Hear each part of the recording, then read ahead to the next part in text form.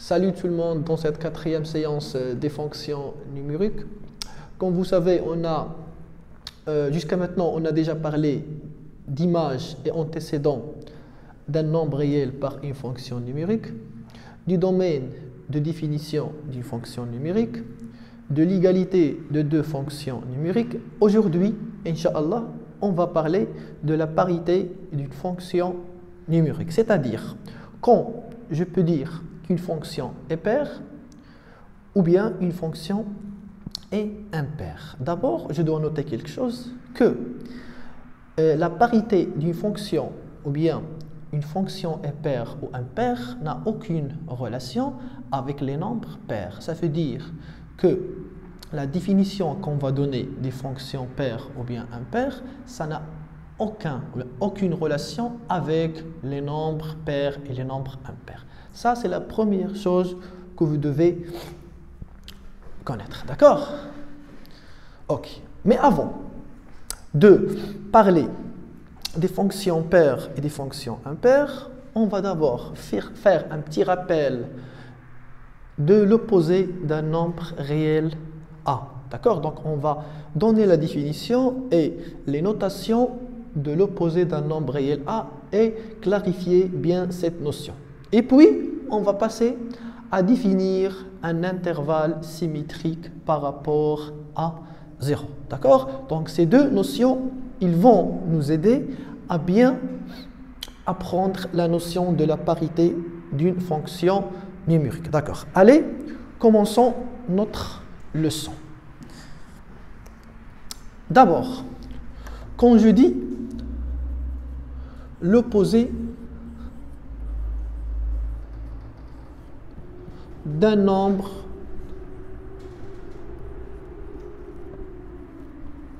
réel A. C'est quoi la définition de l'opposé d'un nombre réel A? D'accord? Donc la définition, c'est... Ok. Donc l'opposé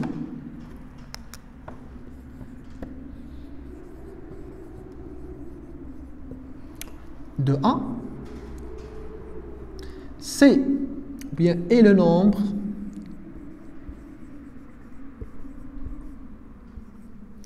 que j'additionne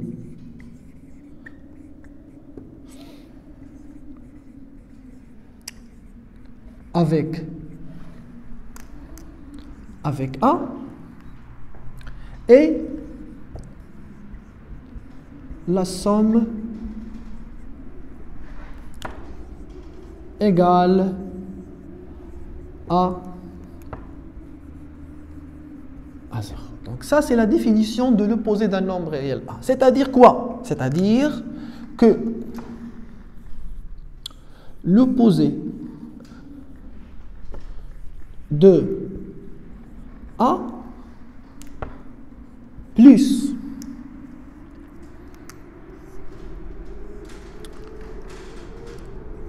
A égale 0. Ça, c'est la définition de l'opposé de A. Par exemple, on peut écrire que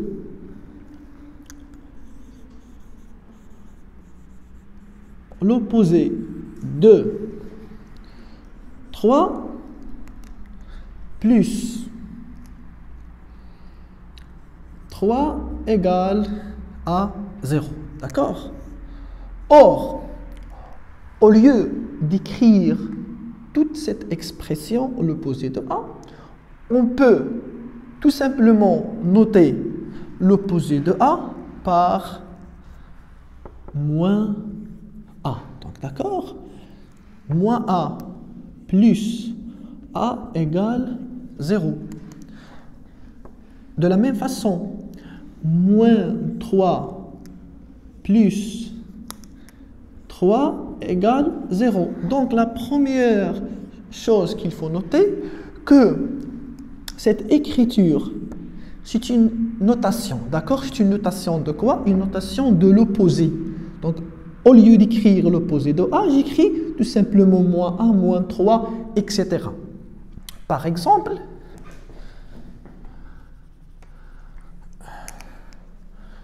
Ok. L'opposé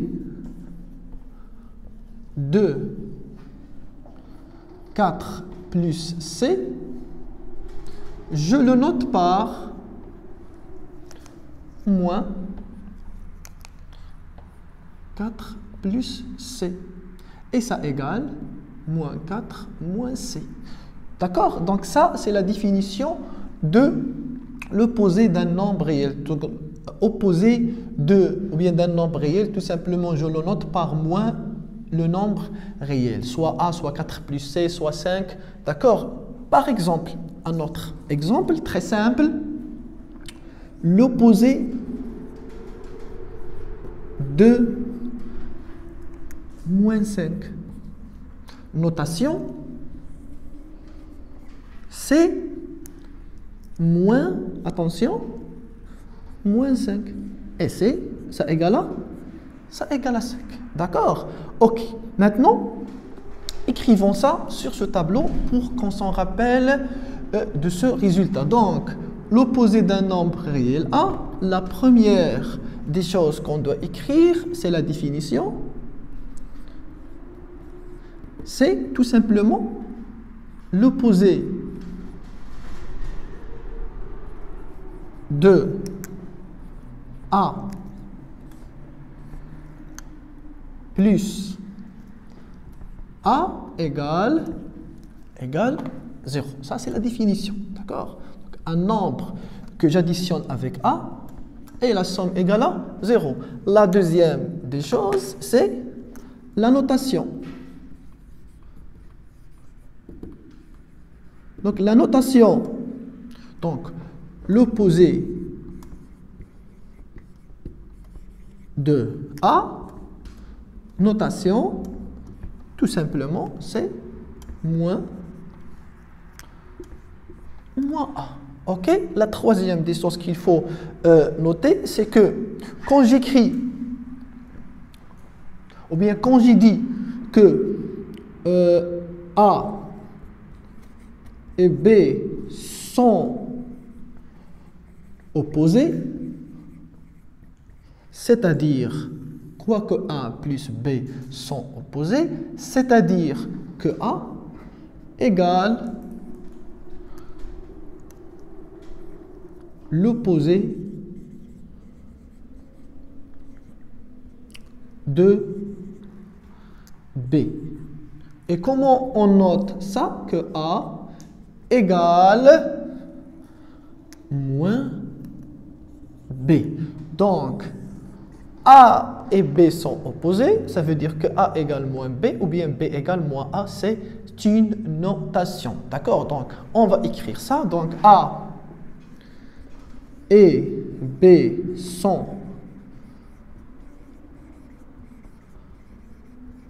opposés. Notation A égale moins B ou bien B égale moins A. La plus importante des choses, c'est qu'on doit mettre en mémoire et on doit se rappeler que c'est une notation. D'accord? Donc, on note. D'accord? OK. Maintenant, comme on a parlé de l'opposé d'un nombre réel A, on va passer à définir un intervalle symétrique par rapport à 0. Allez, faites très attention à cette partie parce qu'elle est fondamentale dans la suite.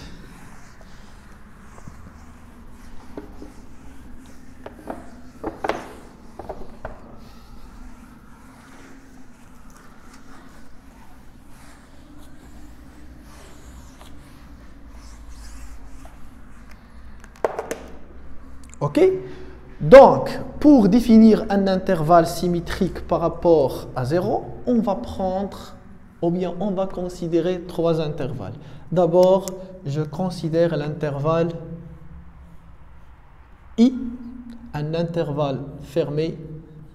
C'est l'intervalle fermé, moins 4, 4. Puis, je considère l'intervalle J, d'un intervalle semi-ouvert moins 5, 2. D'accord? Et le troisième intervalle, c'est l'intervalle K. C'est l'intervalle moins l'infini moins 2 union 2 plus l'infini. OK? Donc, on va travailler sur ces trois intervalles pour définir la notion d'un intervalle symétrique par rapport à 0. La première des choses qu'on va faire, c'est qu'on va représenter ces trois intervalles sur la droite graduée. D'accord? Donc, commençons par le premier intervalle.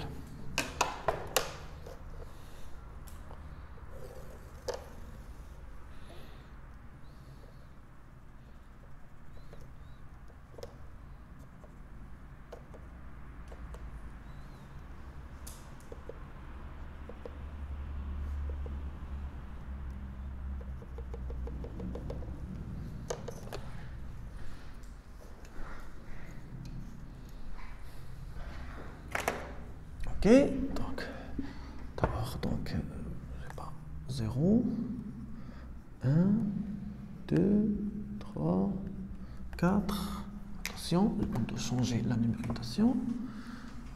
Donc, voilà, 4, 3, 2, 1, 0, moins 1, moins 2, moins 3, moins 4.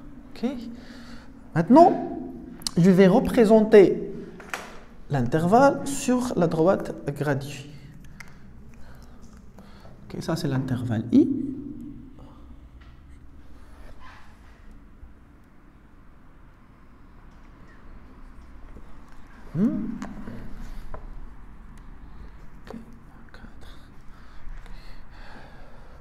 Je vais colorer la partie positive de l'intervalle en vert et la partie négative de l'intervalle en bleu.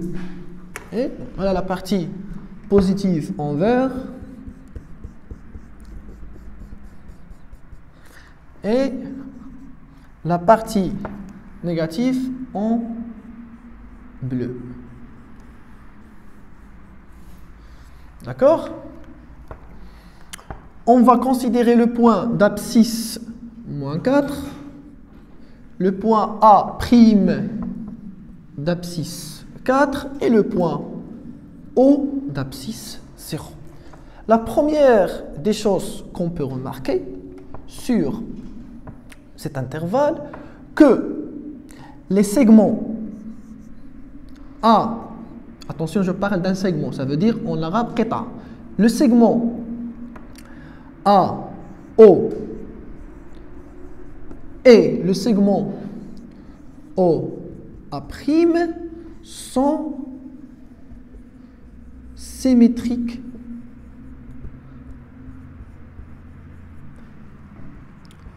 par rapport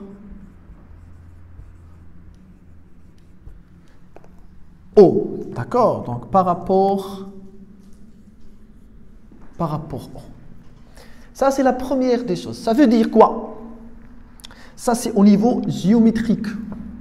Au niveau algébrique, on peut dire que la partie positive de l'intervalle et la partie négative de l'intervalle sont symétriques par rapport 0. D'accord?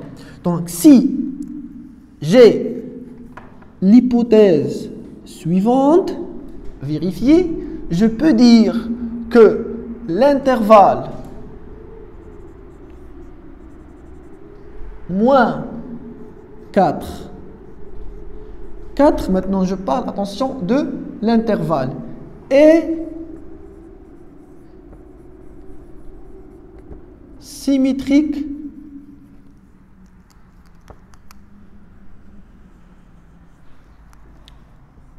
par rapport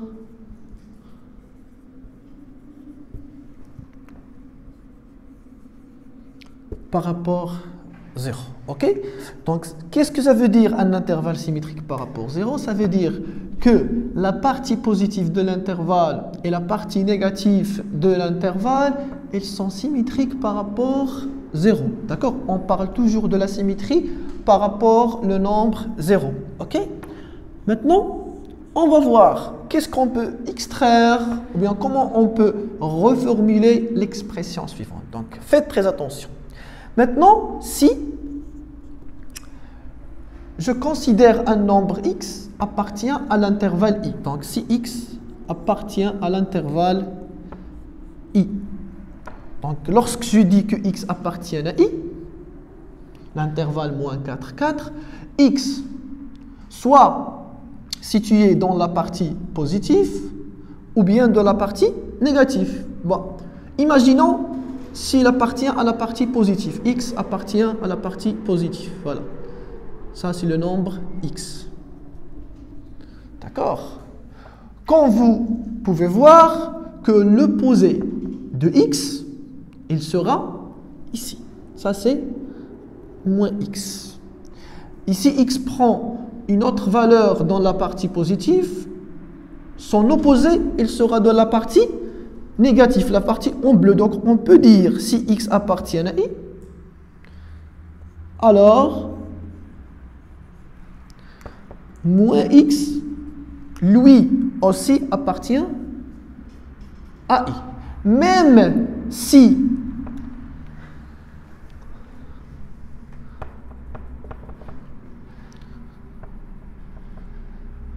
si x, par exemple, appartient à la partie négative, son opposé, attention, son opposé, notez comment moins x, son opposé appartient à la partie positive. Attention, donc moins x, ce n'est pas un nombre négatif parce qu'il y a beaucoup d'élèves qui considèrent que moins x toujours un nombre réel négatif. Non, moins x c'est l'opposé, c'est tout simplement l'opposé de x. Et comme x égale moins 3, donc moins x égale 3. Donc, dans tous les cas, lorsque x appartient à i, son opposé lui aussi appartient à i. Donc, on peut reformuler l'expression suivante par l'expression suivante. Et c'est l'expression que vous allez trouver souvent dans les exercices ou bien dans les leçons. Ok? Donc, on va écrire d'abord ça dans notre tableau. On va écrire un intervalle i. Un intervalle i est symétrique par rapport 0 si et attention pour tout, ça veut dire chaque nombre qui appartient à l'intervalle, pour tout x appartient à i, alors moins x lui aussi appartient à i. Attention, faites très attention à pour tout. Donc, s'il existe un nombre qui appartient à i alors que son opposé n'appartient pas à i, ce n'est pas un intervalle symétrique. Par exemple, si je considère l'intervalle i', c'est un intervalle semi-ouvert, moins 4, 4. Est-ce que l'intervalle i' est un intervalle symétrique? Tout simplement non. Pourquoi? Parce que on peut trouver un nombre qui appartient à l'intervalle alors que son opposé n'appartient pas à l'intervalle. Quel est ce nombre? Tout simplement, c'est moins 4. On a moins 4 appartient à i. Or, 4, ça veut dire l'opposé de moins 4, n'appartient pas à i. Donc, si je trouve un nombre avec la condition suivante, ça veut dire que l'intervalle i je m'excuse, et prime n'est pas symétrique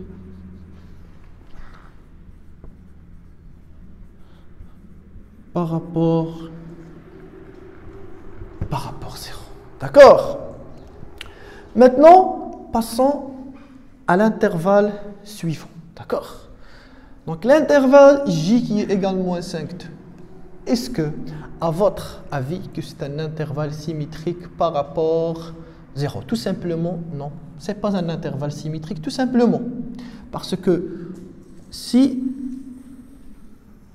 Donc on ne va pas refaire tout ce travail parce que ça va prendre beaucoup du temps. Donc voilà, 0, 2, 3, donc, moins 1, moins 2, moins 3, moins 4, moins 5, 1, 2. Ça, c'est l'intervalle J. OK? Donc ça, c'est la partie positive de l'intervalle J. Et ça, c'est la partie négative de l'intervalle J. Comme vous pouvez voir clairement que l'intervalle ou bien le segment qui représente la partie positive de l'intervalle et le segment qui représente la partie négative de l'intervalle, ils ne sont pas symétriques par rapport le point O. D'accord? En plus de ça, on peut trouver un nombre qui appartient à J alors que son opposé n'appartient pas à J. Par exemple, le nombre moins 3. L'opposé de nombre moins 3, il est situé hors de l'intervalle. Donc, moins 3 appartient à J alors que 3 n'appartient pas à J. Donc, J n'est pas symétrique par rapport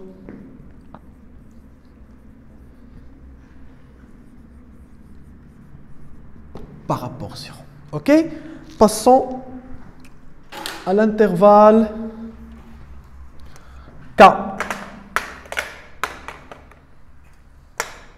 L'intervalle K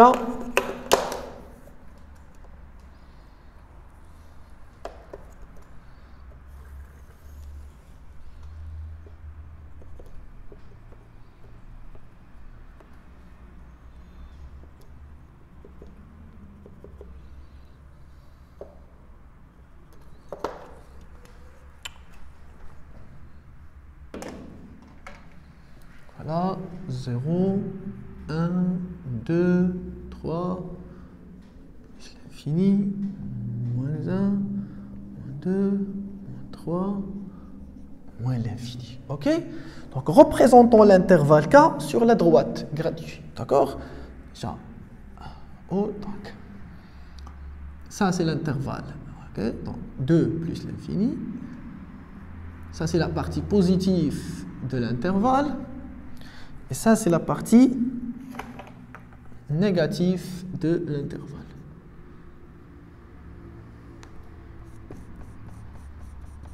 OK. Est-ce que les deux demi-droites, d'accord, qui représentent la partie positive et la partie négative de l'intervalle, sont symétriques par rapport au point O? Tout simplement, clairement, oui. D'accord? Les deux demi-droites, elles sont symétriques. Par exemple, si je considère le point A, le point A', le point par exemple B, le point B', on peut dire que la demi-droite A, B et la demi-droite A', B' sont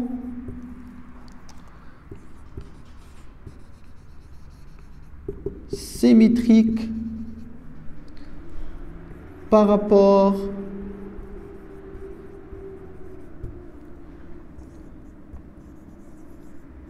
à 0. OK? Par conséquence, on peut dire que l'intervalle K est symétrique par rapport à 0. OK? Ou bien, on reformule, et c'est mieux d'écrire l'expression suivante pour tout x appartient à l'intervalle K moins x appartient à l'intervalle K. Vous pouvez voir ça sur la droite. Pour tout x appartient à K, moins x appartient à K, ou bien pour tout x appartient à K, moins x appartient à K. Voilà, c'était la définition d'un intervalle symétrique par rapport à 0. Quelles sont les conditions qui doivent être vérifiées pour que je puisse dire ça? J'espère que la définition d'un intervalle symétrique par rapport à 0 est claire. J'insiste que vous devez toujours écrire l'expression suivante parce que c'est souvent utilisé dans les exercices. Bien sûr, l'expression I est symétrique par rapport à 0, elle est correcte, elle est à 100% correcte. L'expression suivante signifie la même chose, d'accord? Mais on préfère de travailler avec l'expression suivante, mais en tout cas, la première, elle est correcte. Allez, maintenant, on passe à notre objectif. C'est la définition d'une fonction paire et la définition d'une fonction impaire. Pour cela, comme toujours, on va travailler en utilisant une activité qui va nous faciliter l'apprentissage de cette notion. Je vais écrire l'activité, arrêtez la vidéo sur l'activité, essayez de la faire pendant 10 minutes, 5 minutes et puis redémarrer la vidéo pour voir la correction. Allez, bon courage. Voilà l'activité qu'on va faire pour définir la notion de la parité d'une fonction.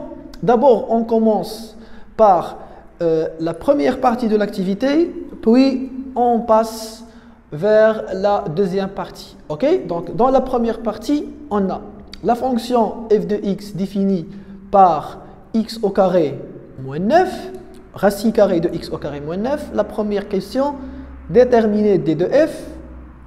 Deuxième question, est-ce que le domaine de définition est symétrique par rapport à 0? Puis on va remplir ce tableau, puis on va montrer que pour tout x appartient à d de f, on a f de moins x égale f de x. Allez, essayez de faire cette activité pendant 10 minutes et redémarrer la vidéo pour voir la correction.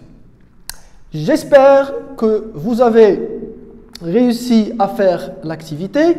Maintenant, essayez de bien suivre la correction. Allez, on commence. Déjà, d'abord, on commence par d de f. Donc, on a f de x égale racine carrée de x au carré moins 9. d de f. OK? Donc, on a déjà dit que toute expression sous la racine carrée doit être supérieure ou égale à 0. Donc, d de f, ce sont les nombres réels. Vérifions quoi? Vérifions que x au carré moins 9 supérieur ou égal à 0. D'accord? Par suite, ce que je vais faire, c'est de poser x au carré moins 9 égale 0, afin de déterminer les racines de ce polynôme pour tracer le tableau de signes. Allez, on commence, on pose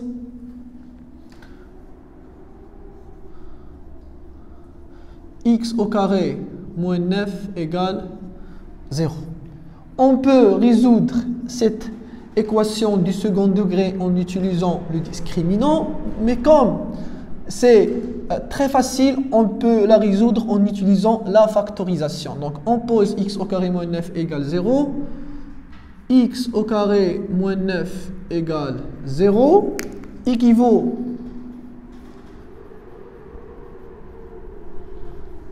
à x moins 9 facteur x plus 9 égale 0, équivaut à x moins 9 égale 0 ou x plus 9 égale 0 équivaut à x égale 9 ou x égale moins 9. Donc voilà les racines de polynôme x au carré moins 9. Maintenant, on va tracer le tableau de signes pour déterminer l'ensemble des x vérifiant que x au carré moins 9 supérieur ou égal à 0. Allez, on trace maintenant le tableau de signes.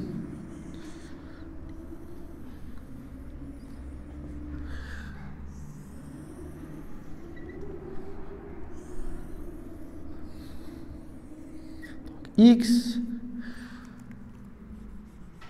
au carré moins 9 moins l'infini plus l'infini moins 3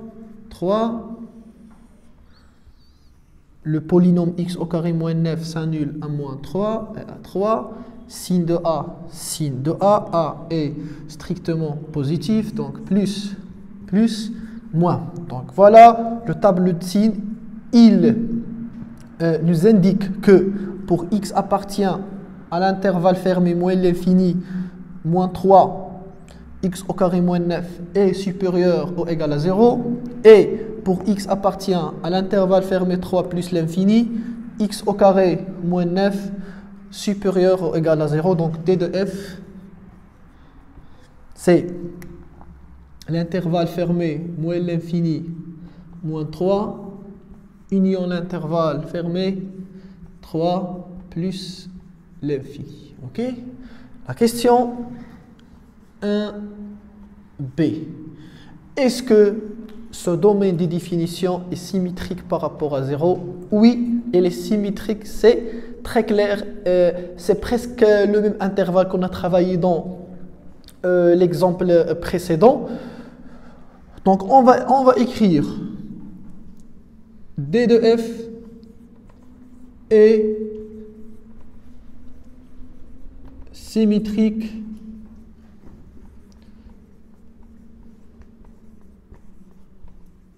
par rapport à 0. D'accord? C'est-à-dire quoi? On a dit ça juste avant. C'est-à-dire que pour tout x appartient à D de f, on a moins x appartient à D de f. Voilà, résultat très important.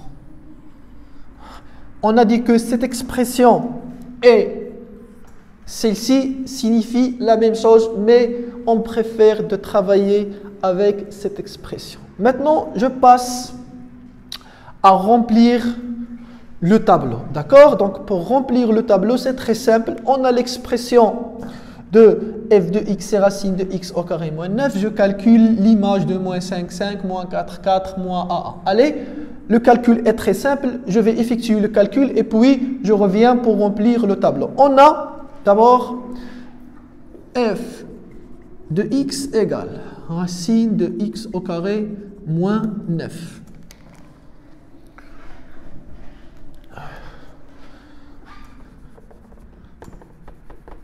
Voilà, donc f de x, c'est x au carré moins 9. Je calcule f de racine 5. Donc ça égale racine 5 au carré moins 9 égale racine de... Je m'excuse, c'est pas f de racine 5, c'est f de 5. Je suis très désolé. Faute de concentration.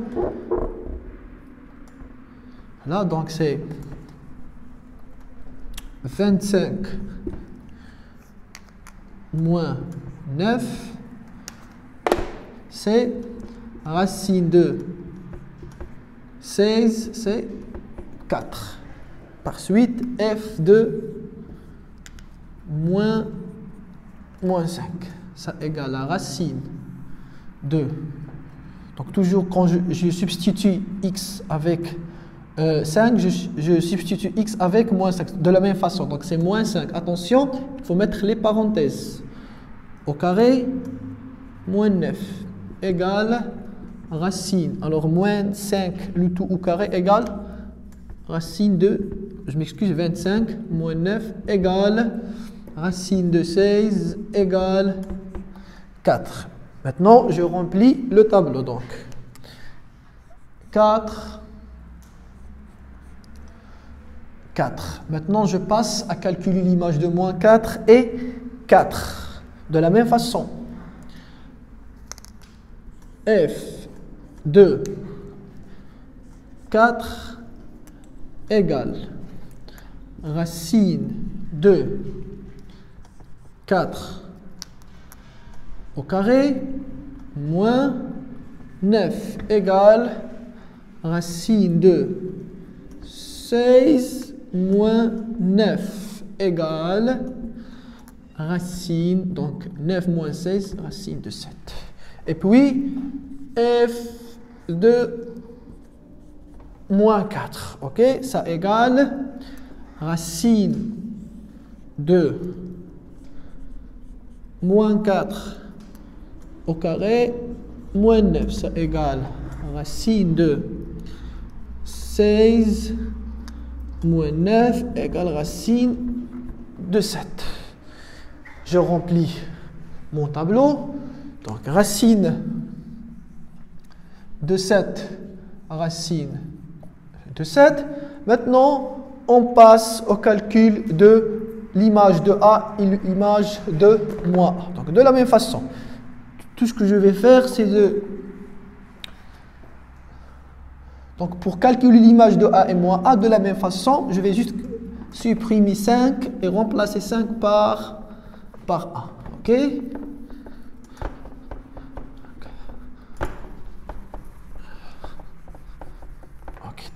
OK. Faites attention. Donc f de A, je remplace x par A. Donc c'est A au carré moins 9. Ça reste A au carré moins 9. On ne peut pas simplifier plus. OK? F de moins A, de la même façon, c'est moins F, moins A le tout au carré, moins 9. Et on sait que moins A le tout au carré égale A au carré. OK? Donc, f de A égale racine de A au carré moins 9. F de moins A égale racine de A au carré moins 9. C'est la même chose. Donc, racine de A au carré moins 9. Racine de A au carré moins 9. OK? Maintenant, on va essayer de faire, ou bien de remarquer, ou bien de faire une remarque très intéressante. Bon, qu'est-ce qu'on peut remarquer sur notre tableau? On remarque que 5 et moins 5, faites très attention, 5 et moins 5, ils sont opposés. D'accord? Or, l'image de 5 et l'image de moins 5 est la même. D'accord? La même chose. 4 et moins 4, ils sont opposés. D'accord? Or, l'image de moins 4 et l'image de 4, elles sont égale, d'accord? La même chose pour A et moins A. A et moins A, elles sont opposées. Or, leurs images, elles sont égales. Donc, on peut dire que si deux nombres dans notre fonction, attention, je parle de la fonction f, si deux nombres sont opposés, leur image est la même. D'accord? Je répète, si deux nombres sont opposés, leur image est la même. Et ça, c'est la dernière question. Donc, la dernière question, il consiste à quoi? Il consiste à montrer que pour tout x appartiennent à D de f, f de moins x égale f de x. Ça veut dire, on a x, attention, on a x et moins x, elles sont opposées. On veut montrer que l'image de x égale l'image de moins x. C'est la même chose qu'on a fait avec a et moins a. Tout simplement, je calcule l'image de moins x. Donc, attention.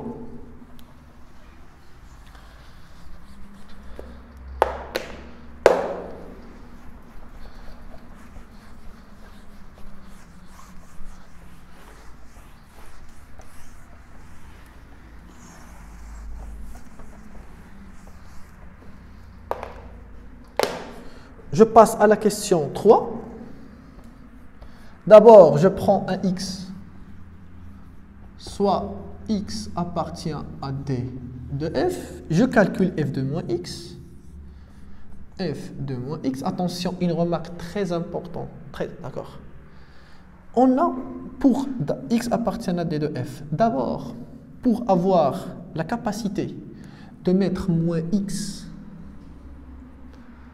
pour avoir la capacité de calculer l'image de moins x doit appartenir à D de f.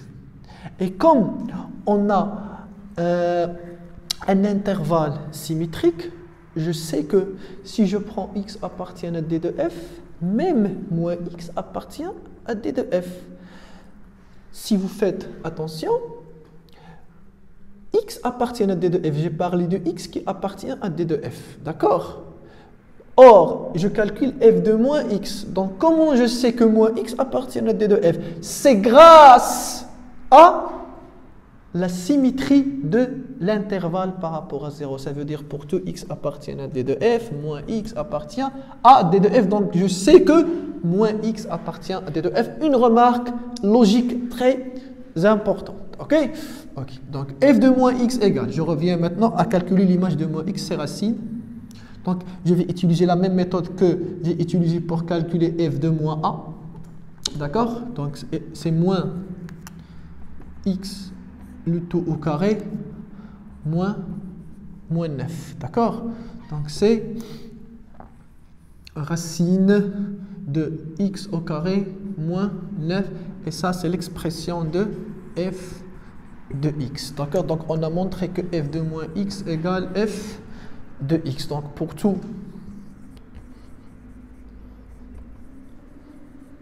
x appartient à D de f, f de moins x égale f de x. Ça, c'est le résultat numéro 2. D'accord?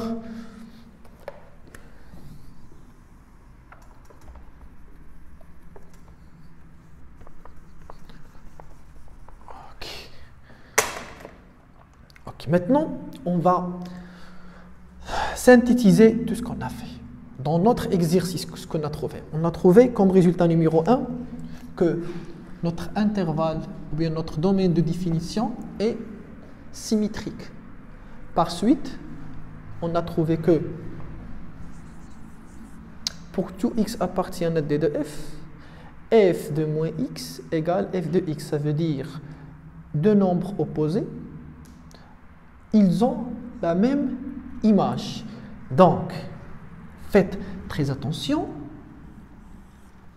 Si j'ai les deux conditions précédentes dans le même ordre, attention, de le même ordre, ça veut dire, premièrement, pour tout x appartient à d de f moins x appartient à d de f. Et deuxièmement, f de moins x égale f de x. Donc si pour tout x appartient à d de f, moins x appartient à d de f, d'accord? Hypothèse numéro 1, plus hypothèse numéro 2, pour tout x appartient à d de f de moins x égale f de x, ok? Si j'ai les deux hypothèses suivantes, je peux dire, ou bien on dit que la fonction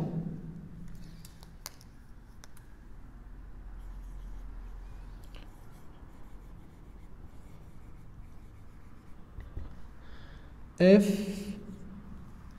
est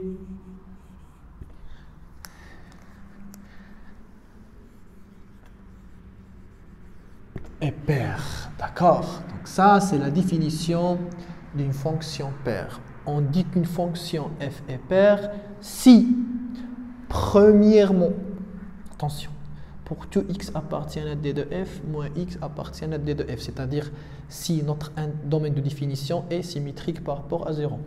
Et deuxièmement, pour tout x appartient à d de f, f de moins x égale f de x, c'est-à-dire que tout nombre et son opposé ont la même image. Donc ça, c'était la définition d'une fonction paire. C'était l'objectif de la première partie de l'activité. On va voir, ou bien on va faire la deuxième partie de l'activité pour définir une fonction impaire. Allez, soyez très attentifs pour qu'on puisse terminer cette séance de la façon la plus correcte. Voilà la deuxième partie de l'activité. On a une fonction g de x qui est égale x sur la valeur absolue de x moins 5. La première question, les questions sont presque les mêmes de la première partie. Déterminant d de g, puis est-ce que le domaine de définition de la fonction g est symétrique par rapport à 0. Par suite, on va remplir ce tableau. Et la troisième question, montrer que pour tout x appartient à d de g, g de moins x égale moins g de x. D'accord? Donc voilà. Commençons la correction. Déjà, maintenant, vous connaissez très bien la méthode avec laquelle vous devez travailler cette activité. Comme toujours, arrêtez la vidéo, essayez de travailler et puis redémarrer la vidéo. Maintenant, je commence la correction. La première question, déterminant d de g. On a g de x égale x sur la valeur absolue de x moins 5. Comme on dit toujours, toute expression au dénominateur doit être différente de 0. Donc d de g, ce sont les x qui appartiennent à R. Vérifions que la valeur absolue de x moins 5 différente de 0. Par suite, je pose x, ou bien je pose la valeur absolue de x moins 5 égale 0. C'est-à-dire que la valeur absolue de x égale 5, c'est-à-dire que x égale 5 ou x égale moins 5. Donc, pour x égale 5, x égale moins 5, la valeur absolue de x moins 5 égale 0. C'est-à-dire que les x qui vérifie que la valeur absolue de x moins 5 différente de 0 sont les x différents de 5 et différents de moins 5. Donc D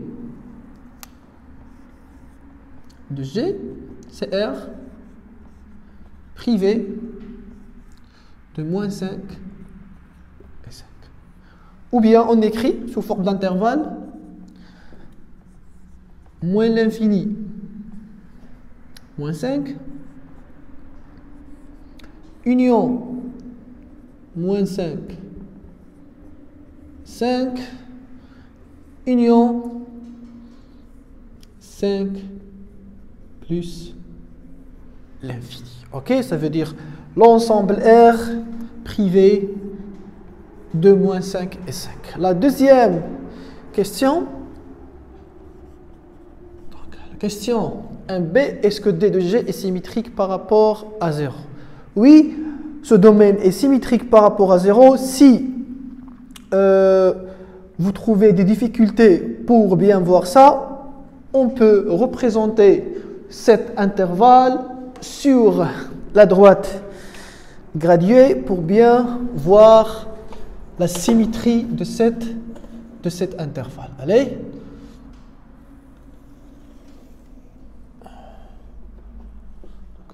Ok. 1, 2, 3, 4, 5, 6. 1, 2, 3, 4, 5 et 6. Voilà.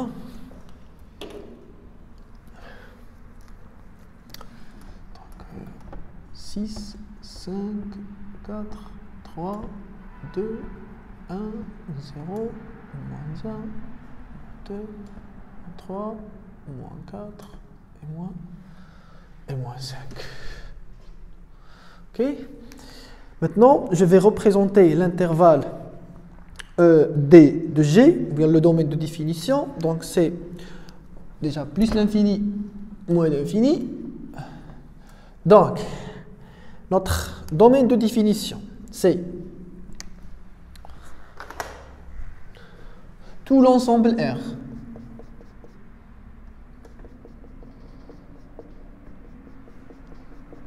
privé de 5 et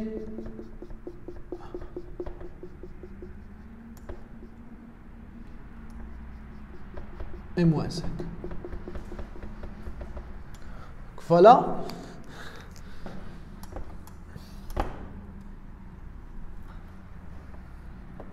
Donc, comme vous pouvez voir, cet intervalle est symétrique parce que déjà, l'ensemble R est symétrique par rapport à 0. Et si j'exclus deux nombres qui sont opposés, d'accord? Donc, bien sûr, l'intervalle restant va être un intervalle symétrique par rapport à 0. Pour tout x appartient à D de G, moins x appartient à D de G. Ok? Donc voilà la partie positive et la partie négative, elles sont symétriques par rapport à ce point. D'accord? Cette partie et celle-ci, ils sont symétriques par rapport à ce point. J'espère que c'est bien clair que l'intervalle est symétrique par rapport à 0. On va écrire ça, on va écrire D de G est symétrique par rapport à 0, c'est-à-dire pour tout x appartient à D de G,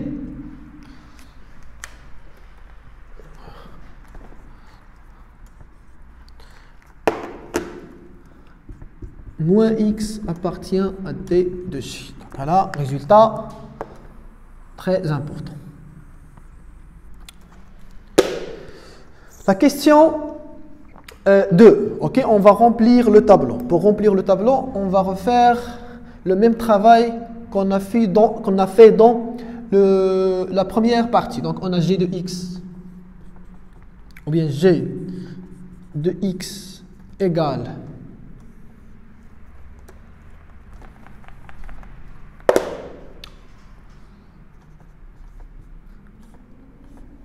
donc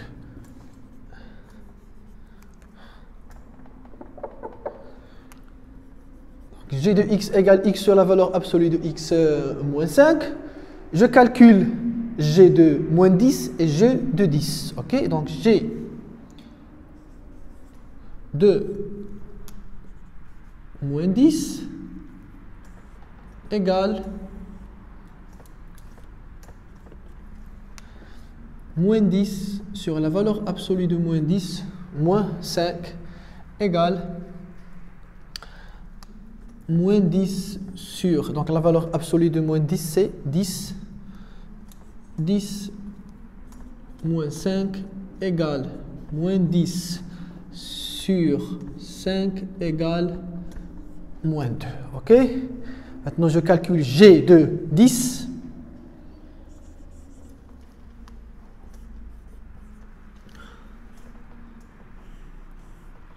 Égale de la même façon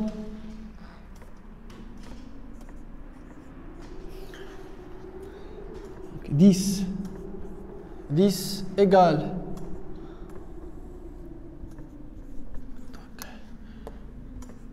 la valeur absolue du 10 c'est 10, ça égale 10 moins 5 c'est 5 égale 2. Ok, maintenant je reviens au tableau pour remplir. Donc g de moins 10 c'est moins 2 et g de 10 c'est 2. Maintenant je passe à moins 2 et 2. Ok, donc tout ce que je vais faire c'est de supprimer 10 et 10. Ok, donc là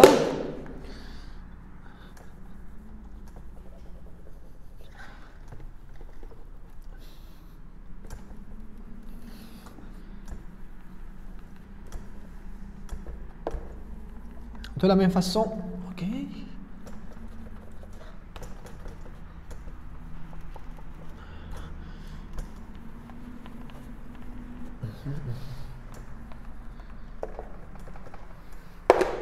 ok, donc g de moins 2 c'est moins 2 sur la valeur absolue de moins 2 moins 5 c'est moins 2 sur 2 moins 5 c'est moins 2 sur 2 moins 5 moins 3 c'est 2 sur 3. Ok, maintenant G2 c'est 2 sur la valeur absolue de 2 moins 5 c'est 2 sur 2 moins 5 c'est 2 sur moins 3 c'est moins 2 sur 3. Ok, je remplis le tableau. C'est 2 sur 3 moins 2 sur 3. Maintenant, je calcule l'image de A et l'image de moins A. Encore une fois, je vais supprimer le nombre 2 et on va le placer par A.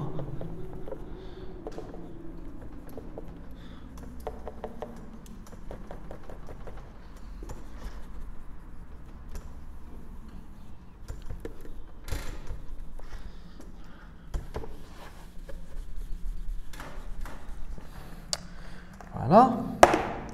Ok, donc G2 moins A. Je substitue X par moins A, donc c'est moins A sur la valeur absolue de moins A, moins 5. C'est moins A, et comme vous savez, propriété fondamentale de la valeur absolue de moins A égale la valeur absolue de A. D'accord? Je ne peux pas enlever la valeur absolue parce que je ne connais pas le signe de A. Je ne sais pas est-ce que A positif ou négatif. Je garde cette expression. Donc la valeur absolue de moins A égale la valeur absolue de A. Donc ça égale la valeur absolue de moins A égale la valeur absolue de A moins 5. Voilà, je ne peux rien simplifier. Et pour G de A, ça égale A sur la valeur absolue de moins A. Je m'excuse. Donc A. Ok? Donc ça égale la valeur absolue de A moins 5. J'ai oublié d'écrire A. Et voilà. Donc voilà l'image de moins A. C'est moins A sur la valeur absolue de A moins 5. Et l'image de A, c'est A sur la valeur absolue de A moins 5. Je vais écrire ça dans le tableau. Donc l'image de A, c'est A sur la valeur absolue de A moins 5. L'image de moins A, c'est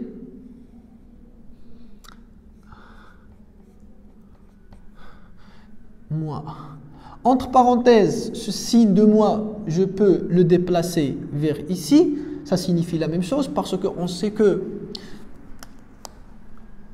moins A sur B égale A sur moins B égale moins A sur B. Donc le signe de moins, je peux le mettre au numérateur ou bien au dénominateur ou bien à côté de la barre de la fraction. D'accord? Ça signifie la même chose. Donc je déplace le signe moins vers ici. Entre parenthèses. Donc entre parenthèses. Essayons de faire une petite remarque sur le tableau. Donc 10 et moins 10, ils sont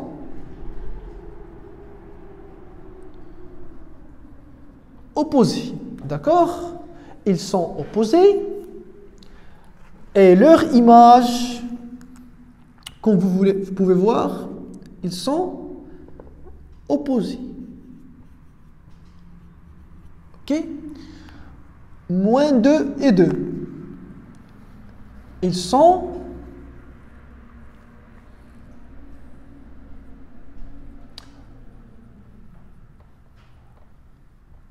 opposés. Et même leur image, ils sont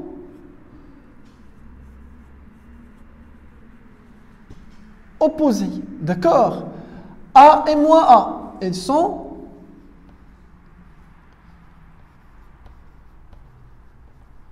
opposés. Et même leur image, ils sont opposés. Parce que A sur la valeur absolue de A-5 et moins A sur la valeur absolue de A-5, ils sont opposés. On a déjà dit ça. On a dit que A est opposé avec B ou bien X opposé avec Y. On note X égale moins Y. C'est déjà fait dans le rappel qu'on a fait à propos de l'opposé d'un nombre réel. D'accord? Donc, qu'est-ce qu'on peut voir? On peut voir que dans notre fonction, si les deux nombres, d'accord, si deux nombres sont opposés, leurs images, ils sont opposés. Si deux nombres sont opposés, leurs images sont opposées. Si deux nombres sont opposés, leurs images sont opposées. Gardez ça en mémoire parce qu'on va on aura besoin de ça dans la suite. Donc dans la suite, ils ont demandé de montrer que pour tout x appartient à d de g, g de moins x égale moins g de x. D'accord? Donc voilà ce qu'on va montrer. On va montrer que, donc montrant que pour tout x appartient à d de g, g de moins x égale moins g de x. Ok? Donc on va essayer de faire ça de la même façon qu'on a calculé g de a et g de moins a. Je commence d'abord, donc soit x appartient à d de g. Je calcule g de moins x, ok? Donc g de moins x égale. Et attention, même dans cette fonction, je ne serai pas capable d'écrire g de moins x si mon intervalle n'était pas symétrique, parce que j'ai pris x appartient à d de j. Alors comment je m'assure que moins x appartient à d de j? Je m'assure que moins x appartient à d de g parce que d de g est symétrique par rapport à 0. On a déjà dit pour tout x appartient à d de g, moins x appartient à d de j. Ok? Donc g de moins x égale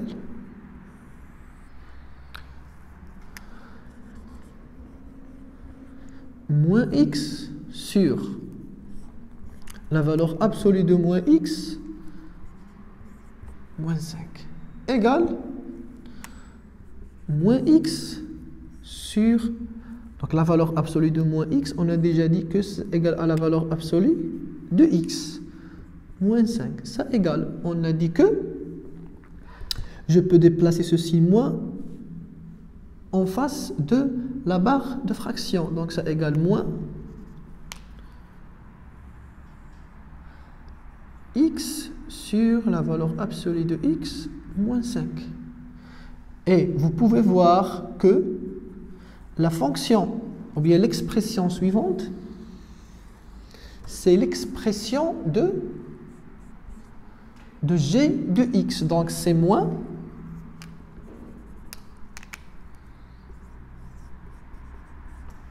g de x. Donc on a montré que g de moins x, ok, égale moins g de x. D'accord, on a montré ça, mais on doit bien comprendre la signification de tout ça. Ça veut dire quoi? Ça veut dire que si x, donc x et moins x, ils sont opposés. L'image de moins x et l'image, je m'excuse, donc l'image de moins x et l'image de x, l'image de moins x et l'image de x, ils sont comment? Ils sont opposés. On a parlé de ça dans le début de la science, ok? Cette notation veut dire que cette expression et celle-ci, ils sont opposés. Et on a juste vu ça dans le tableau. Deux nombres opposés, leur image par g est opposée. Ça signifie la même chose, mais en utilisant des notations mathématiques. D'accord? Donc, maintenant, je vais essayer de résumer tout ce qu'on a fait. D'accord? Tout ce qu'on a fait, je m'excuse. Donc, on a montré que pour tout x appartient à d de f, moins x appartient à d de f. Ça veut dire, je m'excuse, à d de g. Ok? Ça veut dire qu'on a montré que la fonction, ou bien que le domaine de définition de la fonction g est symétrique par rapport à 0. Ça, c'est la première hypothèse. Deuxième hypothèse, on a montré que pour tout x appartient à d de g, g de moins x égale moins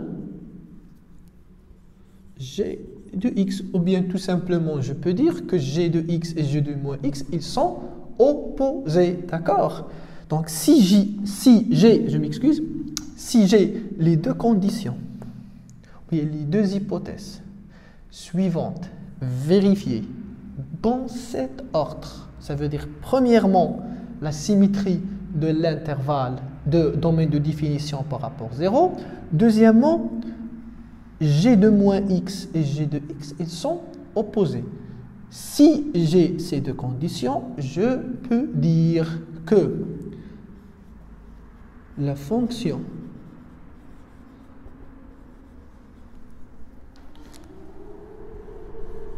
G est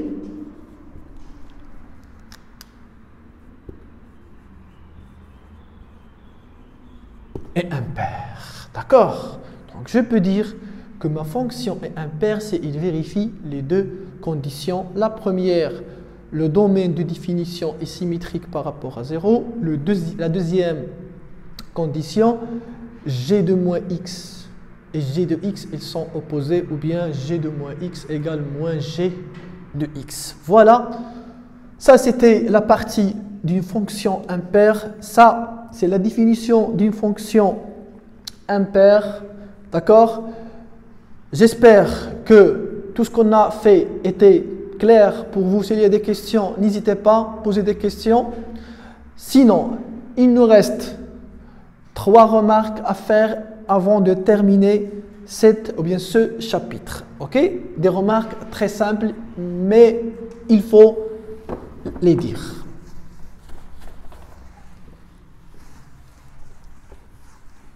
Donc, la première remarque,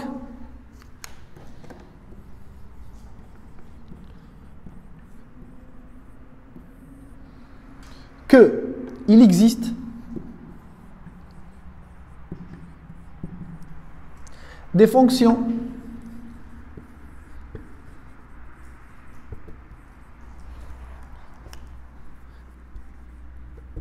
ni paires ni impaires. Ça veut dire une fonction quelconque.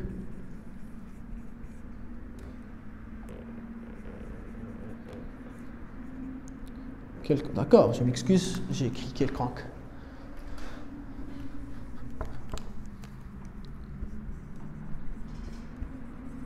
D'accord, ça veut dire une fonction quelconque. Donc, il existe des fonctions qui sont paires, oui, comme on a vu.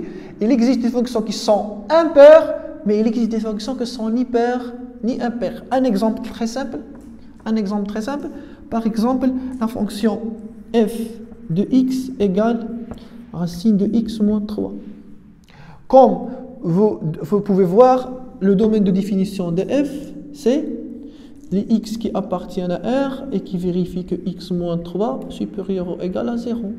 Donc d de f, c'est l'intervalle fermé 3 plus l'infini. Or, cet intervalle, il n'est pas symétrique par rapport à 0. D'accord? Parce que, par exemple, 3 ou bien 4 appartient à d de f, or moins 4 n'appartient pas à d de f. Il existe des éléments qui appartiennent à d de f, par exemple 4, or son opposé n'appartient pas à d de f, donc cet intervalle il n'est pas symétrique par rapport à 0. Et comme j'ai la première condition n'est pas vérifiée, je ne peux pas passer à la deuxième. Je m'arrête et je dis que f ni pair ni impair. Parce que la fonction paire et la fonction impaire ont la même première condition. C'est la symétrie du domaine de définition par rapport à 0. Soit la fonction paire, soit la fonction impaire. Ça, c'était la première remarque. La première remarque, il existe des fonctions qui sont ni paires ni impaires. La deuxième. Est-ce qu'il existe une fonction qui est paire et impaire en même temps? Oui, il existe. Donc, il existe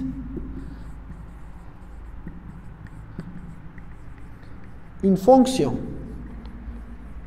attention, une fonction unique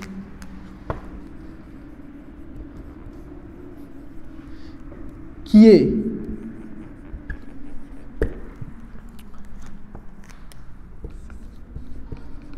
paire et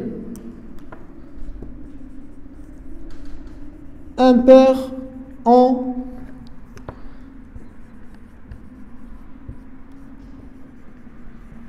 en même temps. D'accord?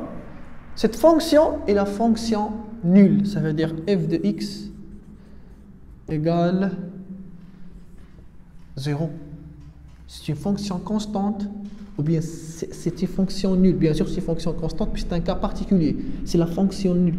F de x égale 0. Ça veut dire pour tous les x qui appartiennent à R, f de x toujours égale 0. F de 5 égale 0.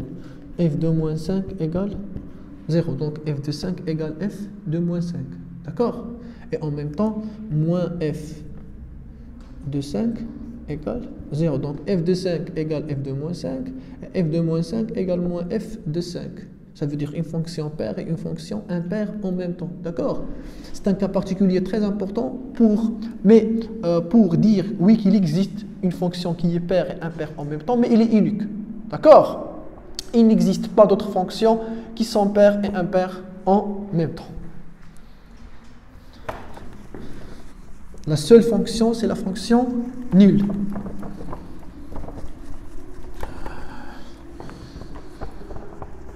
Voilà, c'était la deuxième remarque concernant les fonctions paires et les fonctions impaires. La troisième remarque, c'est que je vais redire ça. On commence toujours notre travail par la première condition. Ça veut dire la symétrie de l'intervalle ou bien du domaine de définition. Puis, si la condition suivante est vérifiée, je peux passer à la deuxième, ou bien à la vérification de la deuxième hypothèse. Maintenant, essayons de faire un petit schéma pour résumer tout ça. Donc, f, une fonction f est paire. Ok? Une fonction f est paire si, donc on va mettre x, ou bien moins x, c'est x et moins x appartient à d de f. D'accord? Et en même temps, donc f de moins x et f de x, ils sont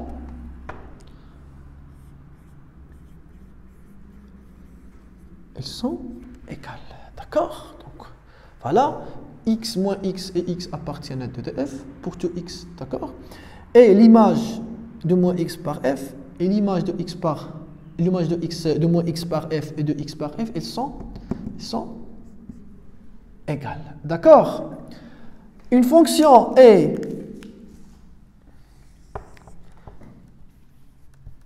impaire.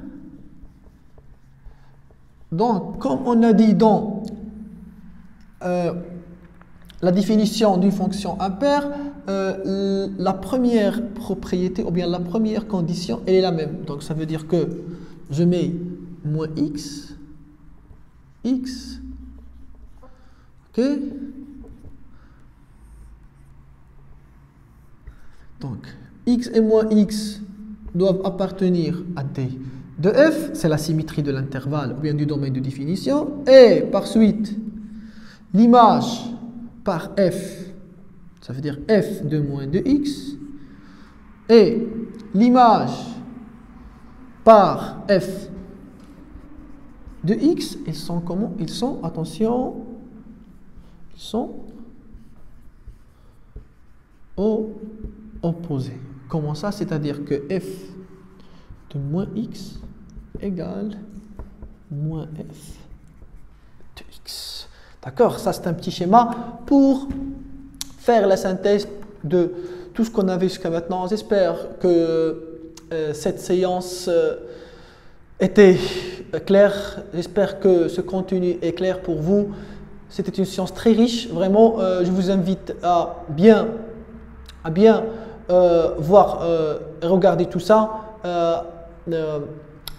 Au but de vous voir dans la prochaine séance. J'espère que vous êtes très bien chez vous. Allez, à la prochaine. Prenez soin de vous.